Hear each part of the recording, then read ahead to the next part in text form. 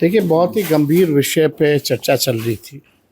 आप जान रहे हैं बिहार जो है लोकतंत्र की जननी है और लोकतंत्र को ख़त्म करने का प्रयास किया जा रहा है। तो हम लोग चाहते थे कि एसआईआर पर जो है बिहार विधानसभा, जो लोकतंत्र का सबसे बड़ा मंदिर बिहार में है, वहाँ इसकी चर्चा हो और अनुमति भी मिल गई थी। हमने बात को भी रखा, लेकिन बीच में मुख्यमंत्री जी ने इंटरप्ट किया तो हम बैठ गए। मुख्यमंत्री जी ने अपनी बात को रखा, लेकिन जब वो बात कह रहे थे तो उनको पता ही नहीं था कि एसआईआर पर चर्चा हो रही है, या उन्हें ये नहीं पता था कि बिहार में एसआईआर हो रहा है। जो वो बात जो भी बोले वो आउट ऑफ विषय सब्जेक्ट था, जो उन्होंने अपनी बात को रखा, वही जो पुराना रटा पटाया जो बोलते। उसके बाद फिर स्पीकर ने हमको समय दिया, लेकिन उनके उटपटांग जो मंत्री वगैरह हैं, जो कुछ दिन पहले एक दूसरे को भ्रष्टाचार का आरोप से घेर रहे थे, लड़ रहे थे अपने एनडीए की बैठक में, वही लोग इंटरप्ट करने लगे, बात नहीं रखने दिया गया। और इस प्रकार जो है एनडीए के लोग जो हैं पूरी तरीके से नहीं चाहते कि भाई एसआईआर पर जो है चर्चा हो।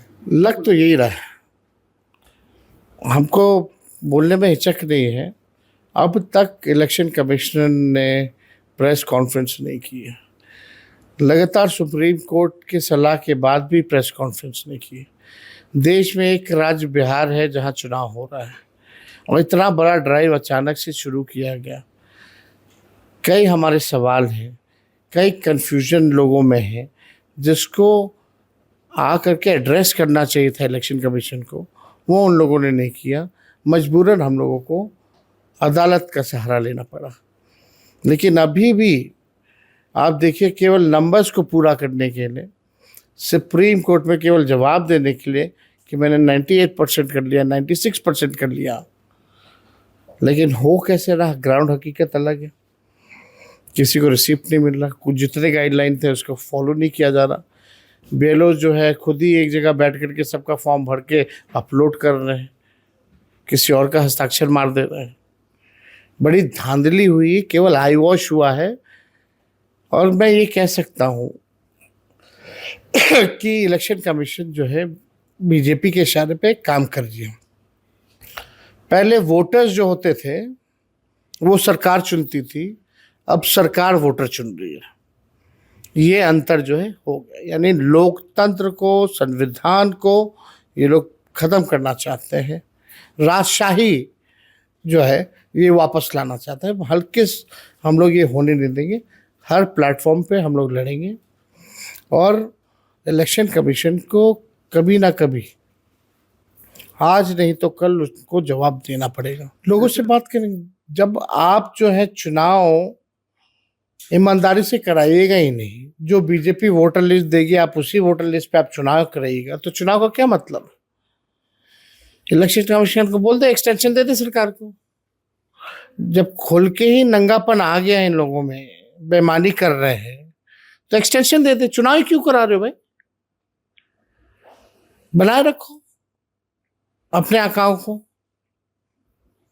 तो लोकतंत्र ही नहीं है। लोकतंत्र को वही तो लड़ाई है, एक तरफ लोकतंत्र को खत्म करने की उनकी लड़ाई, हमारी बचाने की लड़ाई। नहीं, हो सकता है इस बात पे भी चर्चा हो सकती है, वो हम लोग देखेंगे कि जनता क्या चाहती है और सब लोगों का क्या राय है।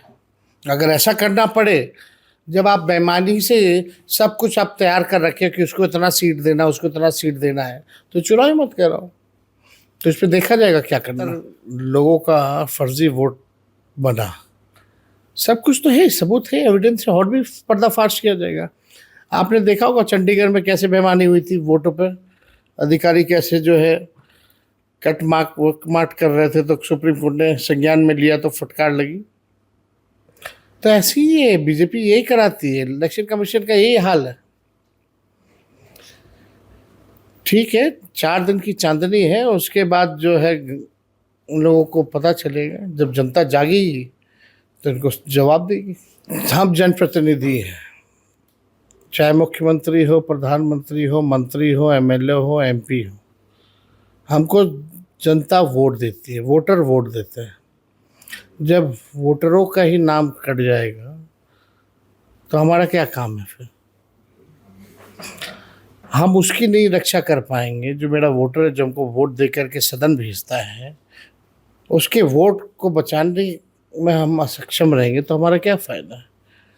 और उस लोकतंत्र के मंदिर में अगर चर्चा नहीं होगी, जिससे स्पीकर बनते हैं, मंत्री बनते हैं, सब कुछ बनते हैं, चाहे पक्ष बनते हैं या विपक्ष बनते हैं, आखिर वही वोटर बनाता है, तो सदन का क्या मतलब रह जाएगा फिर?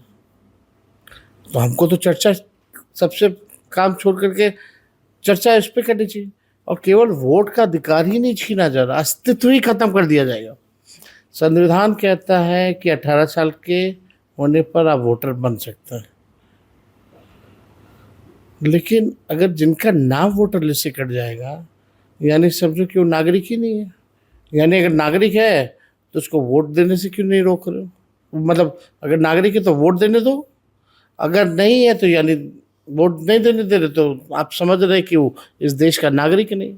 फिर उसको पेंशन नहीं मिलेगा, राशन नहीं मिलेगा, उसको सरकारी स्कीमों का लाभ नहीं मिलेगा, क्या पता उसकी संपत्ति भी ले लेंगे, कब्जा लेंगे। फिर जब वोटर ही नहीं रहा तो उसके तो अस्तित्व को ही खत्म कर दिया ना आपने।